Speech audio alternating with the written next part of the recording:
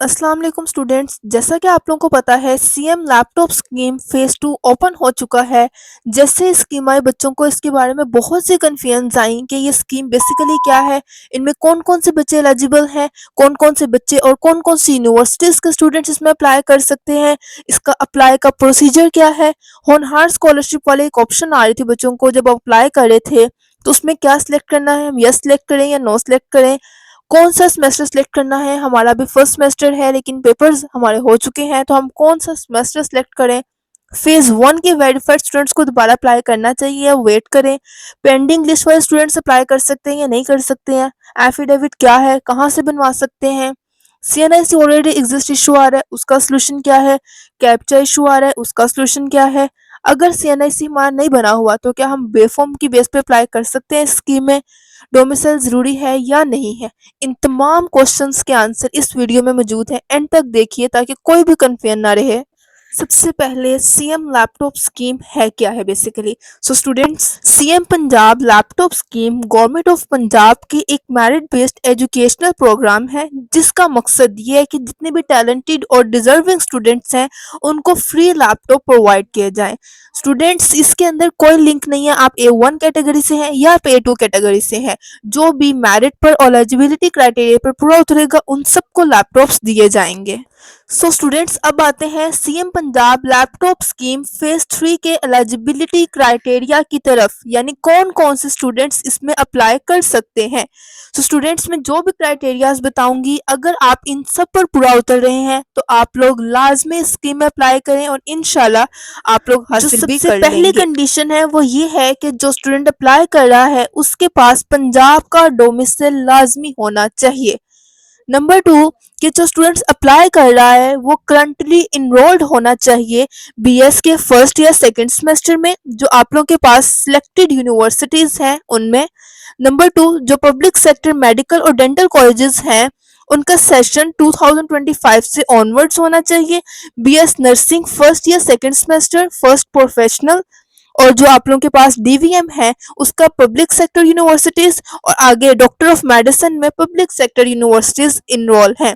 So students, अब universities कौन कौन सी हैं, सबसे मेन प्रॉब्लम। तो स्टूडेंट्स, आप लोगों को गवर्नमेंट की तरफ से एक लिस्ट जारी कर दी गई है यूनिवर्सिटीज की। अगर आपका नाम उस लिस्ट में शामिल है, आपकी यूनिवर्सिटी का नाम, तो आप लोग लाजमी अप्लाई करें, आप लोग एलिजिबल हैं। अब वो कौन कौन सी यूनिवर्सिटीज हैं, उन यूनिवर्सिटीज की लिस्ट मैंने अपने व्हाट्सएप चैनल पर शेयर कर दी है। व्हाट्सएप चैनल का लिंक डिस्क्रिप्शन में मौजूद है, वहां से जाएं और देखें। अगर आपकी यूनिवर्सिटी का नाम उसमें है तो आप बिल्कुल एलिजिबल हैं। थर्ड क्राइटेरिया ये है कि आप लोगों का ये सीएम लैपटॉप स्कीम किसी भी जीपीए बेस पे नहीं है, बल्कि इंटरमीडिएट की मार्क्स पे बेस पे है। अगर आप लोग पब्लिक सेक्टर यूनिवर्सिटी या कॉलेज से हैं तो 65%, अगर आपके मार्क्स हैं इंटरमीडिएट में तो आप एलिजिबल हैं। अगर आप मेडिकल या डेंटल कॉलेजेस के स्टूडेंट हैं तो 80% मार्क्स होने चाहिए इंटरमीडिएट में।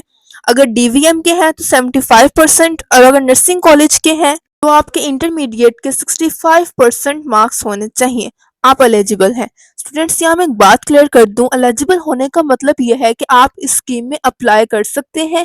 का हरगिज मतलब ये नहीं है कि अगर आपने अप्लाई कर दिया है तो आपको लैपटॉप लाजमी मिलेगा, बिल्कुल इसका ये मतलब नहीं है।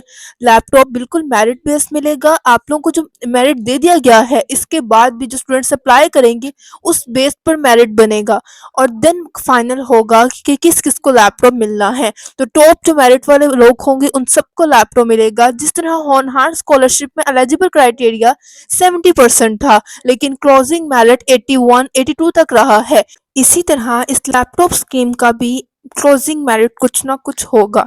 सो स्टूडेंट्स, लास्ट क्राइटेरिया ये है कि पहले आप लोगों ने सीएम या पीएम की किसी भी स्कीम से कोई लैपटॉप हासिल। तो स्टूडेंट्स, अगर आप इन चारों क्राइटेरियाज पर पूरा उतर रहे हैं, आपका यूनिवर्सिटी का नेम भी है, आप फर्स्ट या सेकंड सेमेस्टर के स्टूडेंट भी हैं, पंजाब डोमिसाइल भी है आपके पास, और आपके इंटरमीडिएट में इतने परसेंट मार्क्स भी हैं, तो फिर आप इस स्कीम के लिए एलिजिबल हैं, आप लाजमी अप्लाई कीजिए। अब हम चलते हैं नेक्स्ट कन्फ्यूजन या क्वेश्चन की तरफ, कि क्या डोमिसाइल होना ज़रूरी है। अगर हमारे पास डोमिसाइल नहीं है तो क्या हम अप्लाई नहीं कर सकते।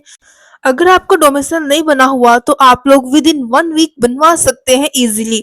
तो आप लोग लाजमी डोमिसाइल बनने के लिए दे दें एंड देन अप्लाई करें। अगर आप लोगों का डोमिसाइल नहीं बनता तो आप लोग टोकन के थ्रू भी अप्लाई कर सकते हैं, लेकिन बेहतर है आप लोग अपना डोमिसाइल बनवाएं। अभी तक जो डेट आ रही है वो 15 फरवरी आ रही है, तब तक आप लोग इजीली अपना डोमिसाइल बनवा सकते हैं। अब चलते हैं नेक्स्ट क्वेश्चन की तरफ। वो ये है कि जब स्टूडेंट्स अप्लाई कर रहे हैं सीएम लैपटॉप स्कीम के लिए, तो अप्लाई करते हुए उनके पास एक ऑप्शन आ रही है, हैव यू ऑलरेडी अवेल्ड होनहार स्कॉलरशिप 2024 टू 25। सो स्टूडेंट्स, अगर आप लोगों को अवार्ड लेटर शो हो चुका है आप लोगों की होनहार स्कॉलरशिप की एप्लीकेशन के ऊपर, तो आप लोग इसको यस पर क्लिक कर दें। बेशक आपको अमाउंट रिसीव नहीं हुई है, लेकिन आप लोग इसे यस कर दें। सबसे सेफ जोन यही है, बिकॉज अगर आप नो करेंगे तो आप लोगों की क्रॉस चेक होगा, जब वेबसाइट चेक होगी तो आप लोगों का यहाँ पे फॉल्स इंफॉर्मेशन का भी एरर आ सकता है। तो इसलिए सेफ जोन में रहने के लिए बेहतर यही है कि आप लोग इसको यस पे क्लिक कर दें।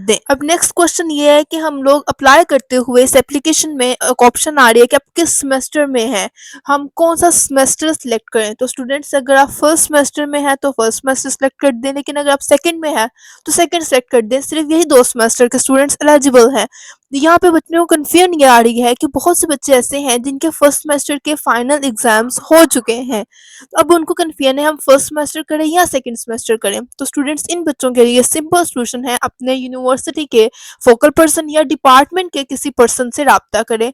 वही आपको कंफर्म करके बता सकते हैं कि आप लोग कौन सा सिलेक्ट करें। नेक्स्ट कन्फ्यूजन बच्चों को ये आ रही है कि जो स्टूडेंट्स फेज 1 में वेरीफाइड हो चुके हैं उनको दोबारा अप्लाई करना चाहिए या नहीं।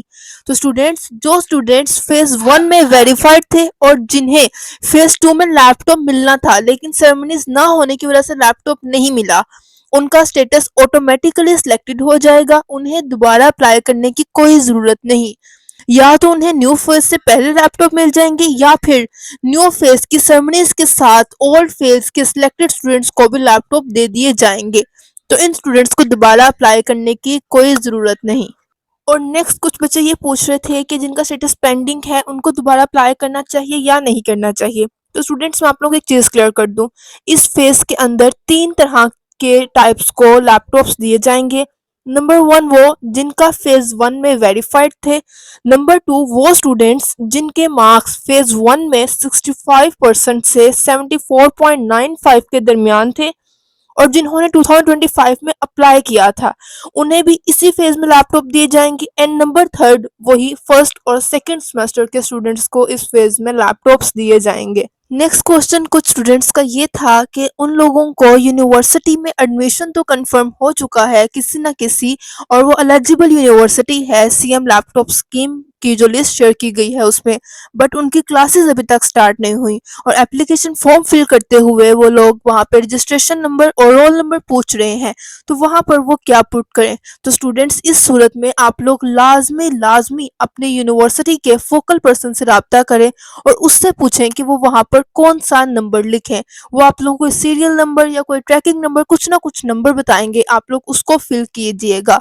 और लाजमी अपनी यूनिवर्सिटी के फोकल पर्सन से कंफर्म करें कि वो लोग रोल नंबर और रजिस्ट्रेशन नंबर की जगह क्या लिखें, क्योंकि आप लोगों की एप्लीकेशन आपकी यूनिवर्सिटी के फोकल पर्सन ने सिलेक्ट करनी होती है। लेकिन स्टिल इन केस आप लोगों को यूनिवर्सिटी के फोकल पर्सन से रब्ता नहीं होता और स्कीम की डेट भी लास्ट रह जाती है बिल्कुल 12 या 13 फेब, तो तब आप लोग अपना कोई, आप लोगों को जो ऑफर लेटर दिया गया उसके ऊपर कोई ना कोई नंबर होता है या कोई ट्रैकिंग नंबर होता है या आप लोगों को कहीं ना कहीं सीरियल नंबर लिखा होता है, वो पुट कर दीजिएगा।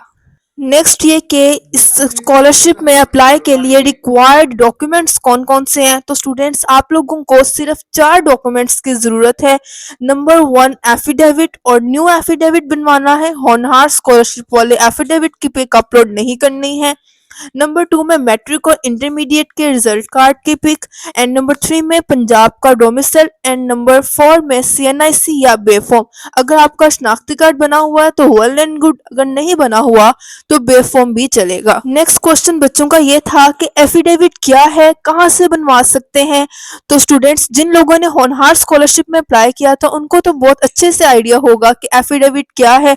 जिस तरह उन्होंने होनहार स्कॉलरशिप के लिए एफिडेविट बनवाया था, बिल्कुल उसी तरह लैपटॉप स्कीम के लिए भी उन्होंने एफिडेविट बनवाना है।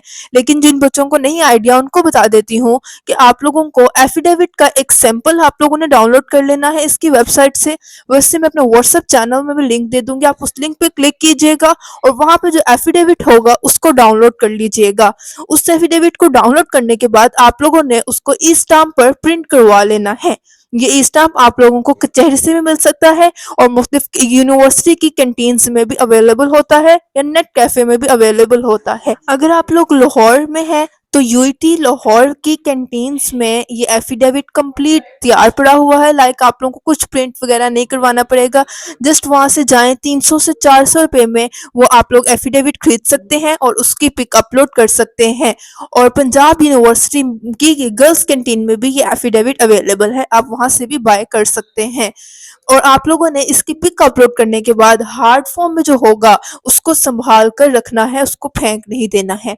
तो आई होप सो आप लोगों को ये एफिडेविट की भी कंफ्यूजन क्लियर हो गई होगी। तो स्टूडेंट्स, अगर आप लोगों ने पहली बार अकाउंट बनाना है तो आपको सारी इन्फॉर्मेशन पुट करनी पड़ेंगी। लेकिन अगर आप लोगों का ऑलरेडी अकाउंट बना हुआ है देन आप लोगों को CNIC ऑलरेडी एग्जिस्ट इशू आएगा और उसका सोल्यूशन यही है कि आप लोगों ने जो फॉरगॉट पासवर्ड लिखा नजर आ रहा है रेड कलर में, आपने उस पर क्लिक करना है और वहां से जाकर आप लोगों ने अपना जो भी शनाख्ती कार्ड नंबर है और जो भी इंफॉर्मेशन है वो पुट करनी है। आप लोगों को OTP आएगा एंड देन आप लोगों का ये प्रॉब्लम सॉल्व हो जाएगा। कुछ बच्चों को कैप्चा का इशू आ रहा था कि उनका वो भी ठीक नहीं हो रहा था, तो स्टूडेंट्स वो वेबसाइट एरर था, आप लोग स्टार्टिंग डेज में कर रहे होंगे या एक ये रीजन हो सकती है। नंबर 2, आप लोग कोई ना कोई वर्ड लिखने में गलती कर रहे होंगे। कैप्चा का मतलब आपने सेम कॉपी करके लिखना है, जो वर्ड स्मॉल है उसको स्मॉल, जो कैपिटल है उसे कैपिटल।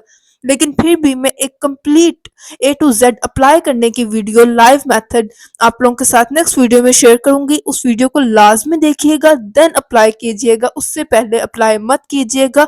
अगर कोई भी गलती हो गई तो आप लोग इस स्कीम से महरूम हो सकते हैं। तो आप लोग लाजमी इस वीडियो को वॉच कीजिएगा। आई होप सो आप लोग की तमाम कन्फ्यूजन क्लियर हो गई होंगी। एलिजिबल यूनिवर्सिटीज की लिस्ट के लिए व्हाट्सएप चैनल का लिंक डिस्क्रिप्शन में मौजूद है। एफिडेविट भी मैं अपने व्हाट्सएप चैनल में शेयर कर दूंगी। लाजमी उस चैनल को फॉलो कर लीजिए, यूट्यूब चैनल को सब्सक्राइब कर दीजिए ताकि हर इंफॉर्मेशन आप तक पहुंच सके। अल्लाह हाफिज।